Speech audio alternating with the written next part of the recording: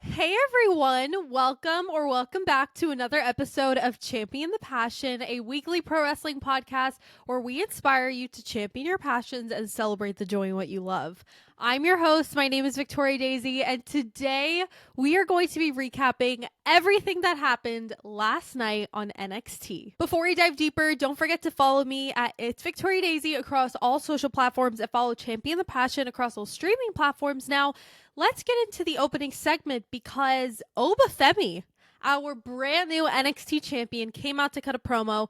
And let me just say, if you saw my episode yesterday recapping Raw, I had a bit of an issue with Rhea's post-winning title promo, if you will.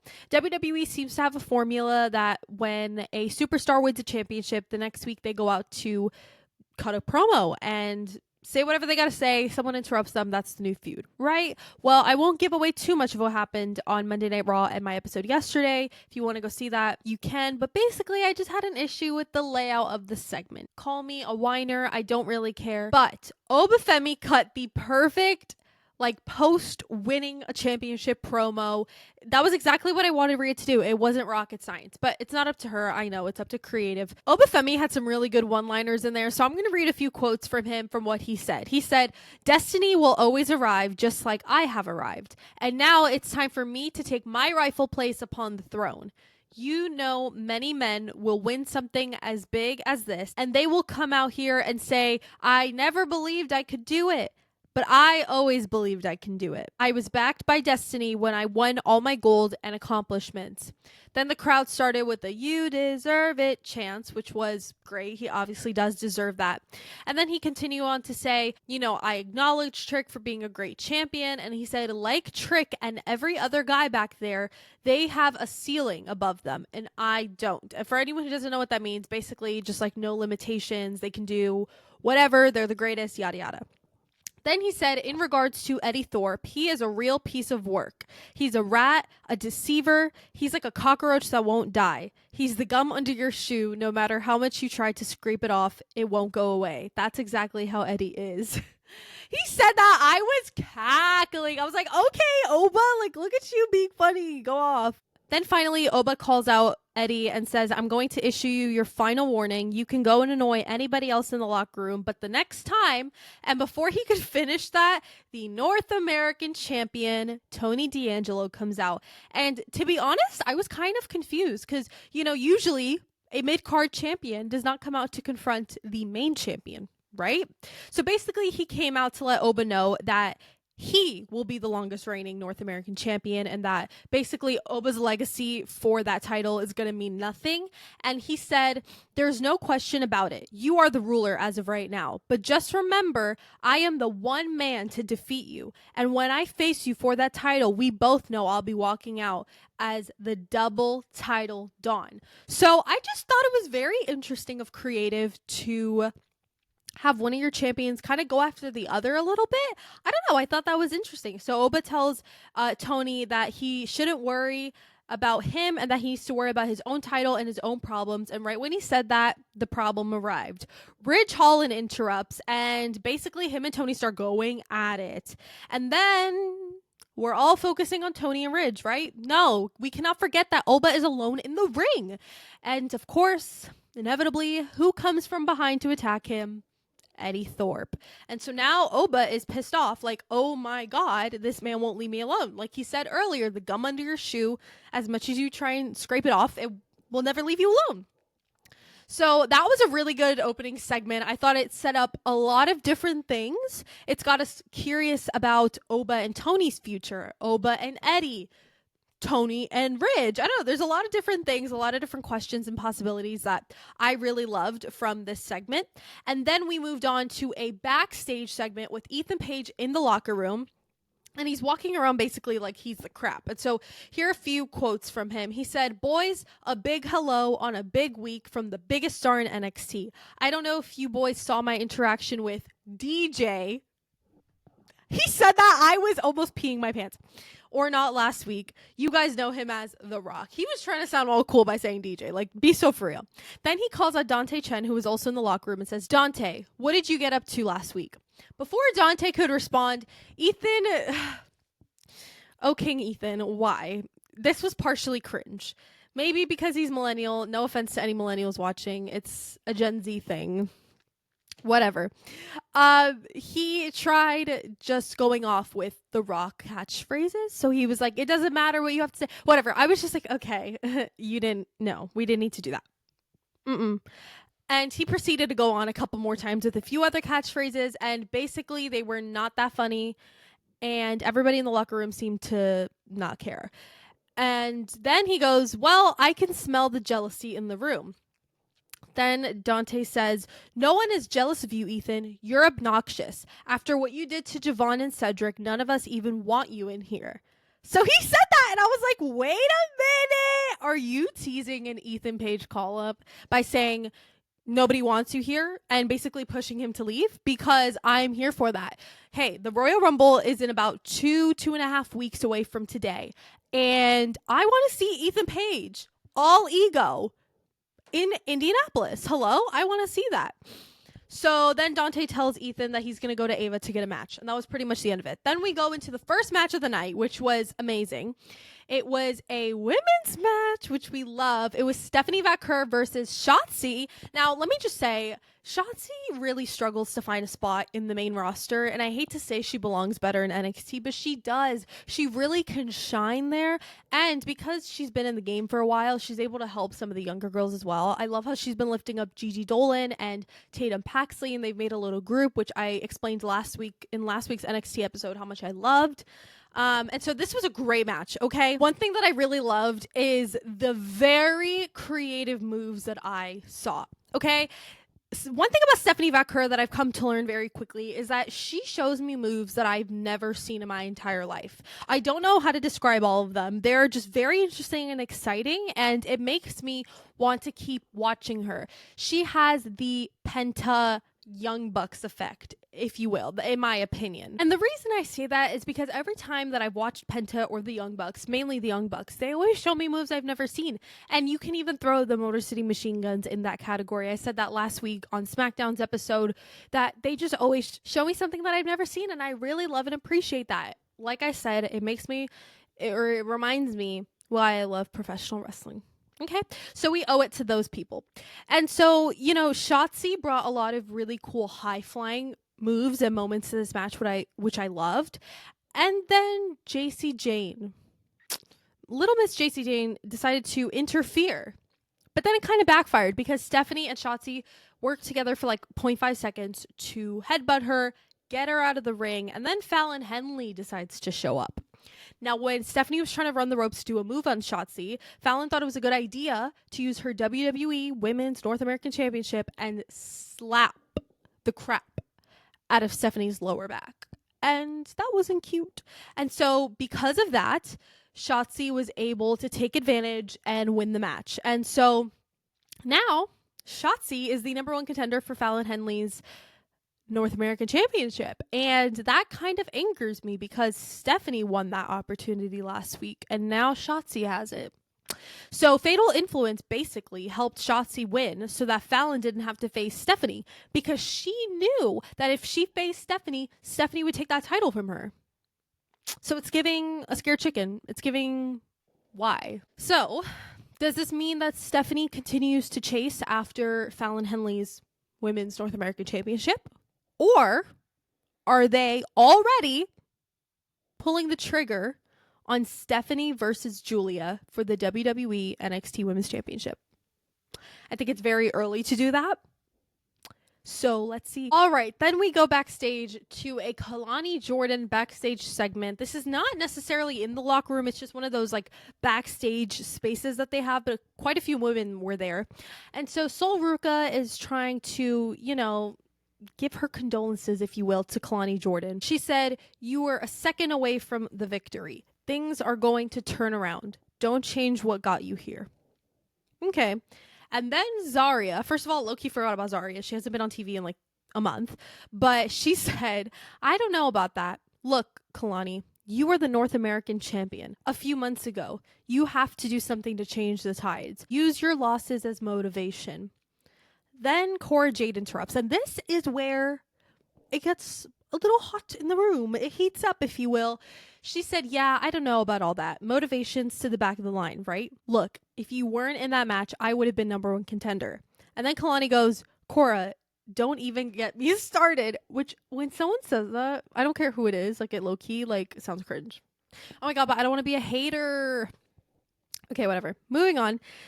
Cora says to Kalani, oh, please. Or what? I have no doubt that I'm going to win a championship before you win another. So you can have all the attitude in the world. You're still just the same little girl from Michigan State. And right as she said Michigan State, Kalani slaps the crap out of Cora. And Kalani yells, I'm not the same girl. See? So all the girls in the back are like gossiping, basically. It's like so dramatic. Anyways, then okay. I have a bone to pick, and I know because WWE or like NXT specifically is still on cable, they don't have like all of the control in the world when it comes to commercials and timing and placements of them. But this kind of bothered me. I feel like this might have been a bit of a pivotal piece in a storyline for Stephanie Vaquer, but basically they were doing like a picture-in-picture, which basically means you can still watch NXT but have the commercials playing, so you can't hear the audio from NXT. Whatever. So they did this during a backstage, not segment, but they were backstage with Stephanie Vaquer, basically. And she is looking for JC Jane. So she goes into the hair and makeup room and starts beating the crap out of JC Jane. So then she starts walking around threatening people. And here's my thing. Because the volume was off, I'm trying to make the best judgment I can possible. I mean, she goes after JC, so the next best thing is going after Fallon, right? So that's what I'm thinking is going on. So she starts walking around threatening people. Is like, where is she? Where is she? And they're all like, oh my God, I don't know. Then Stephanie eventually gets stopped by a referee and then runs into Ethan Page, and he's like telling her to smile. It's like really funny. And she's just like super angry, and that's pretty much it. But really wish I would have heard the audio on that, but it's fine. And then we transition into a backstage segment with Ava and Obafemi. So obviously, if we remember from the beginning of the show, Obafemi, had that interaction with Tony D'Angelo and then got attacked by Eddie Thorpe and was not very happy about that. He wants to be done with him. And so he said, I'm going to eliminate Eddie the next time I see him. So then basically Oba's talking to Ava and basically wants to give him a title shot. And Ava's like, nope, that's not happening. I'm not rewarding him for his bad behavior. And then Mr. Stone and Stevie Turner were there. And so Mr. Stone says, Eddie is playing you like a fiddle. You're the champion. You can't let him do that. You can't let him do that to you, my man. Oba didn't like that because he grabs Mr. Stone and puts him against the wall and says, I'm the NXT champion. If I want Eddie, I get Eddie.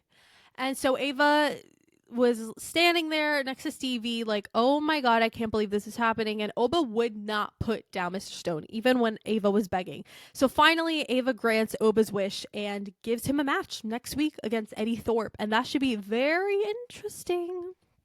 Then after, as we saw Ethan Page right before that segment, he now has a match with Dante Chen, as you remember from his backstage segment earlier when they were having a verbal altercation, if you will, and Dante was like, I'm getting us a match. So it was a very energetic match, very fun moves and moments. Dante really got to showcase his moveset very nicely, and Ethan, being the icon he is, he really shows his character in his matches, and I really appreciate that. So it's very fun and interesting.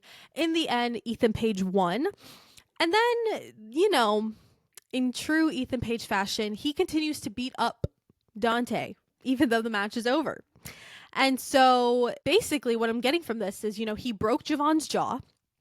He broke Cedric's hand. And now he's trying to break Dante's foot, ankle. That's what he was trying to do. He literally I don't even know how to describe it. He put his ankle in between the steel steps and was like going up against it so he could try and break it. It was very scary. Anyways, then Javon Evans comes out and they start going at it. Now, mind you, boy still has a locked jaw, okay? He's got those, not grills, but they're like to hold, I guess, his jaw together, whatever. I was concerned. I still can't tell if that injury is real or not. It looks real, but maybe it's not. I don't know. Not the point. Hope he's okay if it is real. But they start going at it, which is kind of crazy. Then we go into 2 back-to-back backstage segments. So the first one is with Shawn Spears and Adriana Rizzo. Spears says to Rizzo, "Miss Rizzo, you understand the value of family, but I don't think the family understands your value." Then Rizzo says to Spears, "Spears, don't talk to me right now." Then he said, "Let me ask you, do you feel Tony really cares about you?" He's got a point. He's got a point. T. Then Izzy Dame interrupts and she goes, "You're really starting to piss me off. I told you I don't need you." And she, Rizzo, sure as hell doesn't need you. Then basically Adriana is saying to Izzy, like, I got it handled. And she's saying, "No, you don't." And she said, basically tell the Don that this makes us even. And Adriana yells at her and is like, "Go tell him yourself." Whatever. Then that nicely segues into another backstage segment that happened just a few feet from that one. Carmen Petrovic and Ashante the Adonis. Now, if you guys have been watching NXT for the past month and a half, you would know this developing, and for those who are listening, I am putting up sarcastic quotations, love story going on between these two. So Ashante says to Carmen, "Look, I'm not playing around anymore. No games. It's a new year and a fresh new start. And I want to start with you, Carmen." The way I cringed. Oh my God. Okay, let me stop cringing. So he hands her a rose. Hello. Is this The Bachelor or Bachelor? I don't watch the show, but I know they give a rose. Okay. Is it one of those? Whatever. So basically they make themselves official. It was like very short. They make themselves official. They're like, "Oh, are we official?" Whatever, we are. They kiss, they walk away. They have their Dom and Liv moment, whatever. So this love story, again, sarcastic quotations, has been teased for a very long time. And at this point, I'm just glad they pulled the trigger and did it, because they were teasing it so much and there was so much unnecessary drama that was happening backstage that really didn't need to happen. But nonetheless, here we are. So excited to see where that goes, because that always leads to something, as we know with Liv, Dom, Rhea, that whole thing. So then, very pivotal match in the show. We have the Women's Tag Team Championships #1 contenders match. We have Lash Legend and Jakara Jackson of Metaphor versus Alba Fire and Isla Dawn of, what are they called? The Unholy Union? I think. I was trying to sound all professional and then I forgot their tag team name because they're never on TV. Anyways, it was a pretty good match. There was lots of cool moves, and I really liked that Jakara Jackson and Alba Fire's high-flying style of wrestling. I really liked that Jakara Jackson and Alba Fire got to really showcase their high-flying style of wrestling. And in the end, Lash Legend and Jakara Jackson won, so that means they will face Bianca Belair and Naomi for the WWE Women's Tag Team Championships. Now, that match has yet to be announced, but I'm sure it will be soon. I would love for it to happen at the Royal Rumble. I don't know. Wishful thinking, or maybe Saturday night's main event. I don't know. Then, of course, NXT is just the queen of backstage segments, so here we go to another one. It was Lexis King and the No Quarter Catch crew. So Lexis King is talking to Ava, and he got his nameplate put on the NXT Heritage Cup championship that he won last week. And he said, "From the final boss of NXT herself, nothing could be more official. This represents 4 months of hard work and dedication." And right as he said the word dedication, No Quarter Catch crew, Charlie Dempsey and Ren Sinclair come in, and Charlie, is congratulating Lexis on this big win and winning the championship, and Ren is all confused why, right? All Ren wants for Charlie is a rematch. She said that Lexis gave him a low blow, but Lexis denies it. And Ava's standing there kind of a little bit confused. But at the end, she assesses the situation and basically says that they both deserve a rematch. But then a really loud bang hits the garage door, I guess, that they were standing by. So Ava rushes outside from the door that was right there, just to find Ridge Holland and Tony D'Angelo aggressively fighting outside in the parking lot. And you could see Shawn Spears and a few other guys walking around, kind of just giggling, looking at everything. And I was kind of like a little gagged. I was like, oh. So I'm intrigued to see where that goes. I feel like that's going to be a really fun match when it happens. And then we go to the last match of the night. I guess you could call it the main event, because the last thing that happened on the show was a promo segment, if you will. So I don't know if you would call this the main event or that the main event. Whatever. All right, next we have Kalani Jordan versus Cora Jade. Like I said earlier, They had a verbal. Next, we had Kalani Jordan and Cora Jade in a match. Now, something that I thought was a little bit tea. I was kind of excited to see this. The TNA Knockouts champion, Masha Slamovich, I hope I'm saying that right, was sitting front row. Hello? Okay, TNA reference. I mean, the last time we saw a TNA star in NXT was Jordan Grace and Joe Hendry. So I was very excited to see somebody else. Or I think Rosemary might have been the last person. But very excited, and especially to see the TNA Knockouts champion, Masha Slamovich. I don't want to get that wrong. I want to cement it. And she got a closer look at the action. And what's cool is that was the same exact title that Jordan Grace was holding just a year ago when she surprised us at the 2024 Royal Rumble. So could we see Jordan return again for her second Rumble in a row? Could we see Masha in this year's Women's Royal Rumble? I don't know. These are all questions that I have now. And I love that we got to see more TNA representation. And I feel, this is my prediction, this is also wishful thinking, that by putting Masha in front row, having her there at NXT, they're trying to get TNA back into our brains and trying to remind us that there is that partnership there. So I'm like, okay, are we going to see some TNA stars, like multiple in the Rumble? I really want to see Joe Hendry, would love to see Masha and Jordan. But again, another conversation for another day. My Rumble preview video, we will talk all about that. That's coming in about 2 weeks. So get locked in for that. But it was a very good match. I was kind of surprised. Both of these women are very fun to watch in the ring. I mean, Kalani, similar to other stars that I mentioned tonight, like Stephanie and Jakara and Alba, she has a very fun, like, high flyer wrestling style that I think is really cool. And Cora Jade, I don't really know what her wrestling style is, to be honest. I mean, it's not too clear. She's a good wrestler. She definitely has a better character and promo abilities than she does in the ring, but I definitely do obviously think she could get better. Now, this match was shorter than I was expecting. I feel like it was maybe 5 to 8 minutes. I don't know. It was kind of short. But then in the end, Cora Jade won.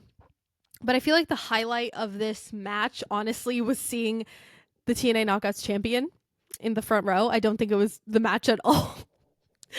Cora was eyeing Masha the entire match, beginning, middle, and end. So I don't know if something's going to blossom from that. And then we head into the main event. I would assume you would call this the main event because it's the last match on the card, but not necessarily the last thing that happens. But we'll call it the main event. So the NXT Tag Team Championships were on the line. OTM versus Axiom and Nathan Frazier. This was such a fun match. I loved the contrast between OTM's powerhouse style of wrestling and Axiom and Nathan Frazier's high fly style of wrestling. It was truly a battle of power and speed. It was so entertaining. There were so many cool moments, but in the end, Axiom and Nathan Frazier retained their titles. Now, let me just say, I think we are looking at probably the best NXT tag team in all of history, of all time in NXT. I know we have a lot of favorites, but as far as being very dominant with their title reign, I mean, come on, they are amazing. And just to give them that stamp of approval, so for those who don't know, quick side note, I live in Orlando. So I get to go to the PC sometimes for NXT. The fact that I wasn't there to see this, if you guys know me, you know DIY is my favorite tag team, okay? And who was there? DIY. I saw that and I started quite literally screaming at the top of my lungs. I was stunned. But basically, they gave them the little nod of approval, like, yes, go off, you guys slay, that sort of thing. I don't think anything really is going to happen between those two tag teams. I think they were just kind of there to watch and whatnot. But without further ado, let's get into the final segment of the night. I'm speechless. Okay? I am shocked. I am stunned. I am gagged. What other word could I use really to describe how shocked I am? Okay? We had a Roxanne Perez segment. And I think the reason why I am so shocked, stunned, and gagged is because you all know my hatred towards Roxanne. Okay? This girl, this little munchkin from Munchkinland, okay? She delivered. I can't even believe those words are seriously coming out of my mouth and I mean them and I'm not even joking. Roxanne cooked that promo. And I hate that I'm even saying that. But oh my God, she knocked it out of the park. Home run after home run. This is the only time I will give her flowers and the only time I will give her credit. But let's go back all the way to the beginning of this segment, shall we? So she goes out to cut a promo, right? She just lost her championship last week. And these are quotes from Roxanne. She said, "When I first won the NXT championship for the second time at Stand and Deliver, no one expected that I would hold it for 276 days. 9 title defenses, and with every single title defense, the NXT women's division continued to get better. I was making history, and that's all because all I ever wanted to do was to make women's wrestling special." So basically, Roxanne's trying to take credit for the entire locker room and NXT's women's division's success, basically. In typical Roxanne fashion, right? And so, now she's starting to congratulate Julia and saying how last week, Julia was the better woman in the match, yada, yada. She said, Julia beating her for the title was scary, but the thing that was truly scarier is the fact that she said that Julia beating her for the title was scary, but she also said that what's truly scary is the state of the women's division without her. Hint, hint, a call-up? Just saying, I love a good call-up no matter who it is. Now, I hate saying this publicly because I think it's so mean, but if Roxanne does get called up, I don't see her surviving at all. At most, she'll be like women's United States champion or some crap like that. Like, there's no way that she would beat like a Rhea Ripley or Tiffany Stratton. Like, there's just truly no way. So she said that Julia can't take the division to the heights she took it to. And this is a quote. She said, "In the past, you guys needed 4 horsewomen, but in this generation, you only needed 1. And just when she said that, you say their name and they appear. It's like the Joe Hendry effect. She said the 4 horsewomen, and one of the 4 horsewomen literally spawned in NXT. Bayley interrupted. Bro, I was gagged when her music hit. I was like, there's no way they got Bayley on the show. So basically, she got in the ring, she starts talking, and she said that she feels like Roxanne's at a crossroads in her career. She can keep acting the way she has or adapt to the situation. And Roxanne said, "Look, Bayley, I didn't ask for your advice." For some reason, the crowd popped extremely loud, and the way she said it, obviously I'm giving you like highlights and quotes from the segment. I'm not telling you exactly everything they said line for line. If you want to go see that, please watch it. I mean, it was great. So the lead up to that moment where she said, "Look, Bayley, I didn't ask for your advice," the crowd popped. It was crazy. Then Bayley says, "You know how much I followed NXT in your career, and sister, the division is going to be just fine." The crowd popped again so loudly to the point where everybody was standing and like on the edge of their seats. It was crazy. I have never seen an NXT promo / segment be that more intense in a very long time. So then Roxanne says, "You're just like Natalya and CM Punk. And I hate that you're out here trying to tell me the same things that they did, because you know what it shows? It shows you're just like everyone I used to look up to." Now, here's the thing. When I say it, obviously, it's not the setting, it's not the tone, it's not the history. It's not going to hit the same way when I say it as when she does or if anybody else does. So please go watch it so you can understand why it cooked. But that was a fire line. And then Roxanne says, "You set records, but guess what? I broke. Let's face it, Bayley, you were my role model, but I think I could be yours now." Now, when I say that Roxanne cooked, here's the thing. She doesn't have to be right just to cook it, because she definitely could not be Bayley's role model, but she cooked and ate it up. You know what I mean? And that really angers me that I feel that way. Whatever, I digress. So then Bayley says, "You know what, Rox? The biggest difference between me and you is that you're going to be stuck here in your own way all along while I go to WrestleMania after I win the title this Friday." And then they go off air right like that. Bro, I started cackling. I don't know what made that so funny to me. How she was like, "You're going to stay here forever and I'm just going to go on to do bigger and better things." And then they literally just cut it. Like right as Bayley was saying that sentence, the credits started rolling and I was like, there's literally no way. Anyways, overall thoughts, I thought it was a really great show. So many fun matches, great segments. I thought it was a great follow-up to NXT New Year's Evil from last week. I would say my match of the night was Stephanie Vaquer versus Shotzi. I loved all the creative moves and constant fast-pacedness of the match, if you will. And my segment of the night, surprisingly, was Roxanne Perez and Bayley. Even though I hate Roxanne so much, I do have to give her credit and her flowers for a very good promo. She had amazing one-liners that left the crowd gagged, including myself. So overall, I'd give it about a 7.5 or an 8 out of 10. Even though all the matches were great, there were some I had less interest in than others, so that's why it's not like an extremely high rating for the show, but I'd say like a 7.5, 8 out of 10, around that area. Well, thank you guys so much for watching this episode of Champion the Passion. I hope you guys enjoyed it. Don't forget to follow me at It's Victoria Daisy across all social platforms and follow Champion the Passion across all streaming platforms. Don't forget to champion your passions and celebrate the joy in what you love. I love you guys so much, and I will see you guys in the next episode. Bye.